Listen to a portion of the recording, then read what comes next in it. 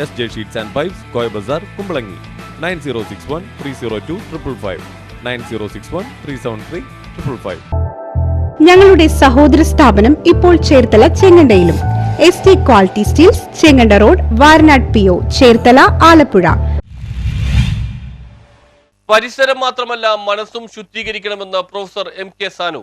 പരിസരവും റോഡും മാത്രമല്ല നമ്മുടെ ഹൃദയം കൂടി ശുചീകരിക്കണമെന്ന് പ്രൊഫസർ MK സാനു അഭിപ്രായപ്പെട്ടു. Kochi corporation, Haritha Kerala mission, Chavara cultural centre, Karikkamuri residents association, Kudumbashree, Janamaithri police എന്നിവയുടെ സംയുക്ത ആഭിമുഖ്യത്തിൽ മാലിന്യമുക്ത നവകേരളം ശുചീകരണ യജ്ഞവും ശുചിത്വ പദയാത്രയും ഉദ്ഘാടനം ചെയ്ത് സംസാരിക്കുകയായിരുന്നു അദ്ദേഹം. പ്രാർത്ഥന സമർപ്പിക്കുകയും നിങ്ങളുടെ യജ്ഞം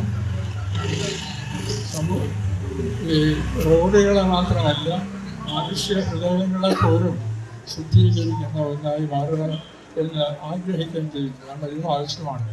ദിവസേന നാം കൊലപാതകങ്ങളുടെ, കുട്ടികളുടെ ഹിംസ, പലതരം വാർത്തകളാണ് വായിക്കുന്നത്.